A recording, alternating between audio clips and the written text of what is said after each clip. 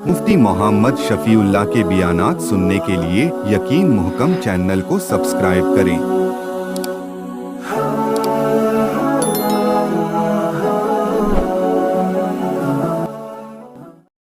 नहमदुहु व नसल्ली अला रसूलिहिल करीम। अम्मा बाद फ़अऊज़ु बिल्लाहि मिनश शैतानिर रजीम। बिस्मिल्लाहिर रहमानिर रहीम। बला मन कसब सय्यअतन व अहातत बिही खतीअतुहु फउलाइका अस्हाबुन नारि हुम फीहा खालिदून। वल्लज़ीना आमनू व अमिलुस्सालिहाति उलाइका अस्हाबुल जन्नति हुम फीहा खालिदून। सदक़ल्लाहुल अज़ीम। अल्लाहुम्मा सल्लि अला मुहम्मद व अला आलि मुहम्मद कमा सल्लैता अला इब्राहीम व अला आलि इब्राहीम इन्नका हमीदुम मजीद। अल्लाहुम्मा बारिक अला मुहम्मद व अला आलि मुहम्मद कमा बारकता अला इब्राहीम व अला आलि इब्राहीम इन्नका हमीदुम मजीद।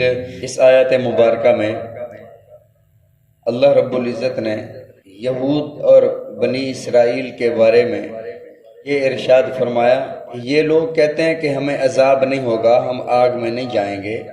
जब किसी को गुनाह घेर लेते हैं, गुनाह दिल में दाखिल हो जाते हैं, फरमाया यही तो जहन्नमी लोग होते हैं। इस आयत मुबारका में अल्लाह रब्बुल इज़्ज़त ने दो अल्फाज इरशाद फरमाए, एक सय्यअतन और एक खतीअतुहु। सय्यआ का माना भी गुनाह है, ता का माना भी गुनाह है, खतीअतुहु खता का माना भी गुनाह है। गुनाह के बारे में कुरान मजीद में जो अल्फाज इस्तेमाल हुए उनमें से एक ज़ंब है। एक कायदा भी समझ लें, अगर नून साकिन के बाद जिस नून पर जज्म हो, इसके बाद अगर बा आ जाए तो उस नून साकिन को नहीं पढ़ते, उसको मीम से बदल कर पढ़ते हैं। ज़ंब असल में लिखा होता है ज़न्ब, जे नून बे, ज़न्ब लिखा होता है, आगे बे आने की वजह से हम उसे पढ़ते हैं ज़ंब। कुरान मजीद में बेशुमार मिसालें मौजूद हैं। कल्ला लयुम्बज़न्ना, युनबज़न्ना लिखा होता है लेकिन हम उसे पढ़ते हैं लयुम्बज़न्ना, आगे बा आने की वजह से। किरामिम बरारा, मिन मीम दो ज़ेर मिन लिखा होता है, वो छोटा मीम एक लिखा होता है ना, छोटा सा मीम, किरामिम बरारा, यानी वो तनवीन दो ज़बर दो ज़ेर दो पेश के बाद अगर बा आ जाए या नून साकिन के बाद बा आ जाए तो वो मीम से बदल जाता है। तो ज़ंब ज़न्ब की तरह जाल नून बे लिखा होता है ज़ंब, इसका माना भी गुनाह होता है। इसका इतलाक छोटी सी छोटी लग़्ज़िश पर भी होता है, बड़े से बड़े गुनाह पर भी होता है। अगर किसी काफिर की तरफ मंसूब हो तो इसका माना होगा कुफ्र, शिरक, बहुत बड़ा गुनाह। और अगर ये नबी की तरफ मंसूब हो, इसका माना होगा मामूली सी लग़्ज़िश।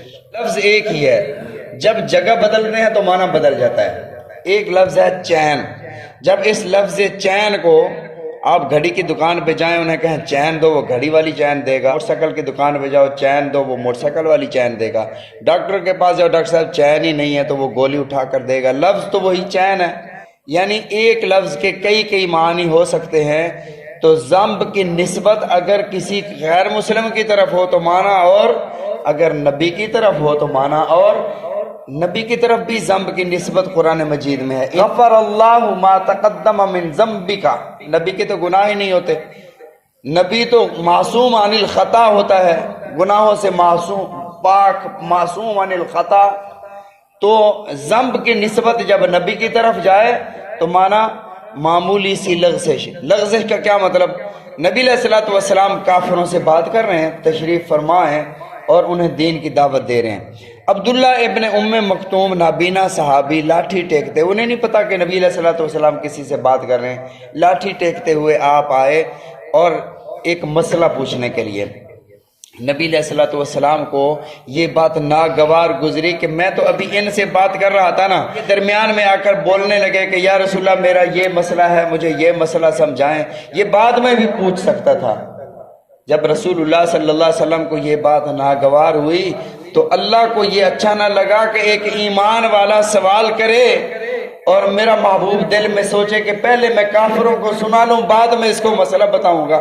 فرمایا عبس وتولی ان جاءہ الاعمی وما یدریک لعلہ یزکا، اے میرے محبوب وہ تو آپ سے اپنے دل کی پاکیزگی کے لیے حاضر ہوا تھا، آپ نے دل میں بھی، آپ نے اپنے چہرے پر اس کے ناگواری کے اثرات بھی کر لیے کہ یہ نہ آتا بھی اس وقت، یعنی حسنات الابرار سیئات المقربین، کبھی کبھی عام لوگوں کے لیے وہ کچھ نہیں ہوتا لیکن خاص کے لیے وہ بہت بڑی بات ہوتی ہے۔ جس طرح نبی علیہ الصلوۃ والسلام کو کافر کہہ رہے تھے، تانے دے رہے تھے، لیکن نبی علیہ الصلوۃ والسلام نے کوئی بات ان کی توجہ نہیں دی کہ بھئی آپ کو آپ کے خدا نے چھوڑ دیا ہے۔ ایک دفعہ گھر آئے تو حضرت خدیجہ الکبریٰ رضی اللہ تعالیٰ نے فرمایا، عرض کیا یا رسول اللہ کہیں ایسا تو نہیں ہے کہ اللہ نے آپ کو چھوڑ ہی دیا ہو؟ جب گھر سے بات آ گئی تو پھر تو سارے ضبط کے بندھن ہی ٹوٹ گئے کہ اب تو گھر سے بھی بات، یعنی جو بہت ہی زیادہ قریبی ہوتے ہیں اس کی تھوڑی بات بھی بڑی لگتی ہے۔ وہ واقعہ آپ نے سنا ہے کہ کسی کو پتھر مار رہے تھے تو ایک کے پتھر پر وہ زور سے چیخا، انہوں نے کہا یار باقی تو پتھر مار رہے تھے، اس نے تو ہلکا سا پھول مارا ہے۔ اس نے کہا کہ یہ بدبخت مجھے جانتا تھا، یہ اس کو پتا تھا، میں کہا وہ تو نہیں جانتے تھے نا یہ کون ہے، یہ جان بوجھ کے مجھے مار رہا تھا، یہ جانتا تھا، یہ دوست تھا۔ تو اپنے کی بات بڑی لگتی ہے۔ ذنب کا مطلب وہاں پر نبی علیہ الصلوۃ والسلام کی طرف اللہ نے نسبت فرمائی، اس کا مطلب معمولی لغزش کو بھی ذنب کہا جاتا ہے۔ حضرت موسیٰ علیہ السلام سے قتل ہو گیا، حضرت موسیٰ نے فرمایا وَلَهُمْ عَلَيَّ ذَنْبٌ فَأَخَافُ أَن يَقْتُلُونَ، مجھ پر ایک گناہ ہے، نبی تو گناہ نہیں کرتا۔ وَلَهُمْ عَلَيَّ ذَنْبٌ، یعنی وہ قتل جو کیا تھا نا وہ غلطی ہے میرے ذمہ، فَأَخَافُ، اور میں ڈرتا ہوں، أَن يَقْتُلُونَ، یہ فرعونی مجھے قتل نہ کر ڈالیں۔ ذنب کا معنی بھی گناہ۔ ایک لفظ ہے اسم، الف تا میم، اسم۔ اسم کا مطلب ہے وہ گناہ جو تمہیں ہر وقت گناہ کی طرف طبیعت مائل رہے، نیکی کی طرف نہ آئے، نیکی نہ کرے، گناہ کی طرف ہی اس کا خیال رہے، اس کو کہا جاتا ہے اسم۔ اور قرآن مجید میں اللہ نے فرمایا انہو عاصم قلب، کہ ان کا دل گناہ گار ہے، ان کا دل ہر وقت یہ سوچتا رہتا ہے کہ بس گناہ کی طرف ان کا دل مائل رہتا ہے۔ ایک لفظ ہے حوب، حلوے والی، میں نے حقے والی نہیں کہا کہ وہ تھوڑا سا طبیعت اس کی طرف نہیں جاتی، حلوے کی طرف تو صرف جاتی ہے، لیکن مولوی زیادہ بدنام ہے حلوے کی طرف۔ حوب اس کا معنی بھی گناہ ہے، حوب کا معنی بھی گناہ ہوتا ہے، لیکن یہ عام گناہ نہیں ہوتا، یہ حقوق العباد سے متعلق ہے۔ مثلا والد اپنے بیٹے کے حقوق ادا نہیں کرتا، یا بیٹا اپنے والد کے حقوق نہیں ادا کرتا، اس کو حوب کہا جاتا ہے۔ وَلَا تَأْكُلُوا أَمْوَالَهُمْ إِلَىٰ أَمْوَالِكُمْ، اپنے یتیم جو تمہارے بھتیجے بھانجے یتیم ہیں ان کی کفالت تمہارے سپرد ہوئی ہے، وَلَا تَأْكُلُوا أَمْوَالَهُمْ إِلَىٰ أَمْوَالِكُمْ، ان کے اپنے مالوں کے ساتھ ملا کر ان کے مالوں کو نہ کھاؤ، إِنَّهُ كَانَ حُوبًا كَبِيرًا، بہت بڑا گناہ ہے۔ یہاں حوب کا لفظ ہے۔ اچھا بھئی سیئتن، یہاں اس آیت مبارکہ میں لفظ جو ہے سیئتن، اس کا معنی بھی گناہ ہے، یعنی برائی، چھوٹے چھوٹے گناہ، صغیرہ گناہ۔ اس کو اللہ رب العزت نے قرآن مجید میں ارشاد فرمایا ان الحسنات یذہبن السیئات، جب تم نیکیاں کرتے ہو تو تمہاری نیکیاں تمہاری برائیوں کو، تمہارے گناہوں کو مٹا دیتی ہیں۔ وہ کون سے گناہ مٹ جاتے ہیں؟ صغیرہ گناہ، وضو کیے گناہ مٹ گئے، اچھے اعمال کیے گناہ مٹ گئے، کوئی تکلیف دہ چیز راستے سے ہٹا دی گناہ مٹ گئے، یعنی یہ جو آپ کی نیکیاں کرنے سے گناہ مٹ رہے ہیں یہ چھوٹے چھوٹے گناہ، اس کو عربی میں کہا جاتا ہے سیئتن۔ اور ایک لفظ ہے خطا، خطیئتہ، خطا کا معنی یہ کرنا نہیں چاہتا تھا ہو گیا، خطا۔ ومن قتل مؤمنا خطأ فتحریر رقبۃ مؤمنہ، مار رہا تھا ہرن کو اور غلطی سے لگ گیا کسی انسان کو، انسان مر گیا تو اس کی دیت کے لیے، اس کے کفارے کے لیے کیا کرے؟ قتل خطا، قتل عمد، عمد کے مقابلے میں خطا آتا ہے، کرنا نہیں چاہتا تھا ہو گیا، اس کو خطا کہتے ہیں۔ تو یہاں پر اللہ رب العزت نے دو لفظ ارشاد فرمایا، سیئتن برائی، خطیئتہ کہ کیوں نہیں انہیں عذاب ہوگا جس نے برائیاں کمائیں وَأَحَاطَتْ بِهِ خَطِيئَتُهُ، اور اس کی برائیوں نے انہیں گھیر لیا۔ جس دل میں گناہ داخل ہو جائے، دل میں گناہ داخل ہو جائے، فرمایا کہ اس کے گناہوں نے اس کو سمجھو گھیر لیا، یہ بندہ جہنم میں جائے گا۔